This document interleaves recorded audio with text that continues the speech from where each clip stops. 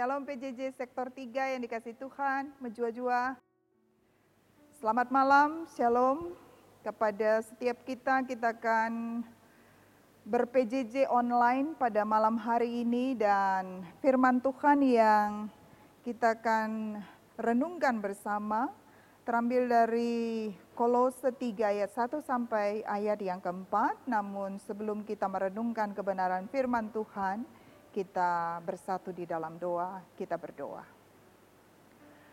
Kami terus bersyukur kepadamu ya Tuhan, Engkau Allah yang mengasihi kami, dan di tengah-tengah situasi yang belum memungkinkan kami untuk bersekutu bersama di gerejamu yang kudus, kami tetap bersyukur, kami boleh beribadah dari rumah kami masing-masing melalui PJJ online ini. Kebenaran firman-Mu akan kami sambut, Roh Kudus mengurapi setiap kami. Di dalam Kristus Yesus kami berdoa, amin. Malam hari ini, pembacaan firman Tuhan yang menjadi renungan kita bersama terambil dari Kolose 3 ayat 1 sampai 4 dan tema kita, Ipekeke ras Kristus, dibangkitkan bersama Kristus. Kolose adalah surat yang dituliskan Paulus kepada jemaat di Kolose, dan pada malam hari ini kita melihat bagaimana melalui suratnya ini Paulus mengingatkan kepada jemaat di Kolose dan kepada kita sekalian juga yang merenungkan teks firman Tuhan malam hari ini akan posisi dan status kita sebagai orang-orang yang sudah dibangkitkan bersama dengan Kristus. Kita sudah merayakan Paskah pada hari Minggu tanggal 12 April dan bagaimana kita juga mengalami kemenangan bersama dengan kemenangan Kristus yang bangkit mengalahkan maut. Dan karena itu Paulus mengingatkan tidak hanya jemaat di Kolose, tapi juga kepada setiap kita malam hari ini sebagai orang-orang yang sudah dibangkitkan bersama Kristus, maka ada beberapa poin yang kita boleh renungkan bersama melalui teks ini. Yang pertama, orang-orang yang sudah dibangkitkan bersama Kristus harus selalu melihat ke atas. Seperti yang dikatakan oleh Paulus pada teks kita malam hari ini. Carilah perkara yang di atas, di mana Kristus ada, duduk di sebelah kanan Allah. Melihat ke atas, mengarahkan pikiran kita dan mencari perkara-perkara yang di atas. Ini sampai 2 kali disampaikan oleh Paulus. Dan biasanya kalau sampai diulang 2 kali, itu berarti ini merupakan bagian yang penting dan mendapatkan penekanan. Paulus tidak bermaksud mengajak kita di sini melarikan diri dari dunia kita, melarikan diri dari aktivitas keseharian kita. Bukan maksud Paulus kita harus menjadi misionaris, menjadi pendeta, menjadi biarawan atau biarawati, meninggalkan pekerjaan dan tugas kita selama ini. Tapi kita tetap dalam lingkungan pekerjaan kita tetap dalam lingkungan keseharian kita, tapi dari sejak sekarang, from now on, sebagai orang-orang yang sudah dibangkitkan bersama Kristus, kita harus melihat segala sesuatu dalam terang Kristus, tidak lagi berfokus pada hal-hal duniawi dan menjadikan hal-hal di dunia ini tidak lagi menjadi tujuan utama hidup kita. Jelas Paulus berkata, pikirkanlah perkara yang di atas, bukan di bumi.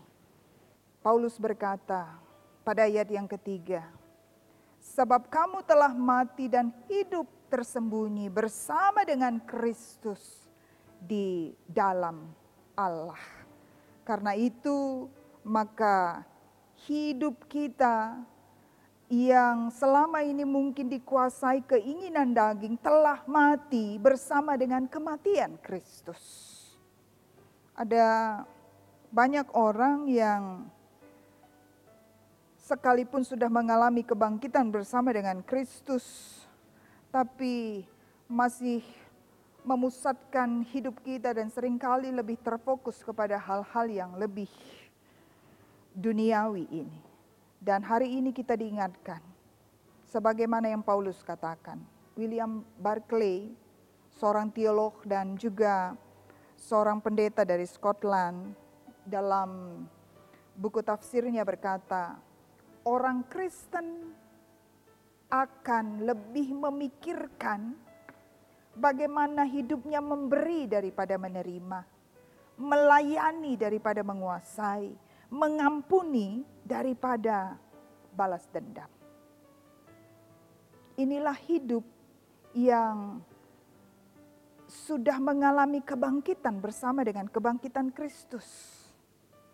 Jadi tidak mempersoalkan ketika kita diminta untuk berbagi, kita tidak lagi bersoal nampati lalap atau mengeluhkan itu. Atau kita tidak lagi berpikir bagaimana kita dapat menguasai orang lain. Jadi tidak lagi berpikir ketika tersakiti, bagaimana membalas sakit hati kita kepada orang lain. Dan hari ini kita diingatkan, cara pandang dan cara pikir orang-orang yang sudah mengalami kebangkitan Kristus.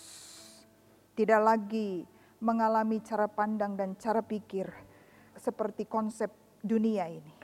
Melainkan memiliki cara pandang Tuhan. Konsep berpikir yang mengarahkan pandangannya dan pikirannya kepada hal-hal sorgawi. Lalu poin yang kedua, orang yang sudah dibangkitkan bersama dengan Kristus, dia harus melihat ke belakang.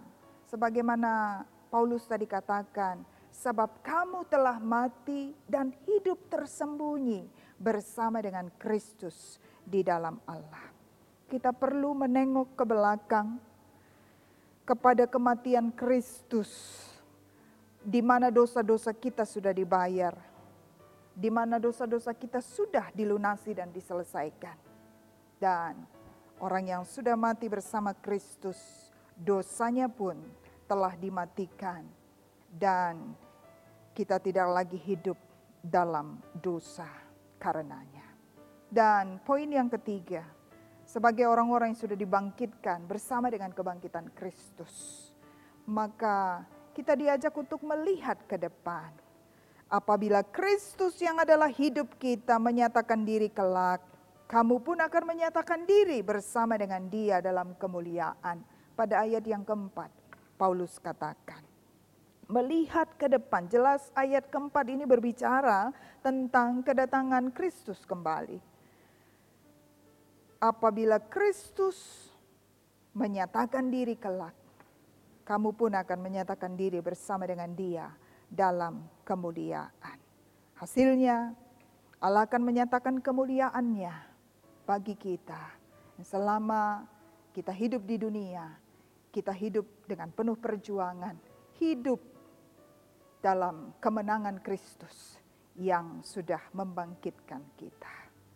Tuhan memampukan kita, sebagaimana tema kita, dibangkitkan bersama Kristus, mengalami kebangkitan Kristus dan menyaksikan kebangkitan Kristus itu dalam kehidupan kita ketika kita sanggup menang melawan keinginan daging kita, keinginan dosa, dan hal-hal duniawi tidak lagi menguasai kita. Tuhan memberkati. Selamat ber-PJJ. Amin. Kita akan bersama-sama berdoa untuk renungan firman Tuhan yang sudah kita renungkan bersama. Kita berdoa. Kami mengucap syukur, ya Tuhan, kami boleh belajar akan kebenaran firman-Mu yang mengingatkan kami akan status dan posisi kami saat ini, orang-orang yang sudah dibangkitkan bersama Kristus. Karena itu cara pandang kami, cara pikir kami, kiranya juga boleh berubah seiring dengan kemenangan yang sudah dinyatakan bagi setiap kami. Kami menang mengalahkan pikiran-pikiran yang menyesatkan.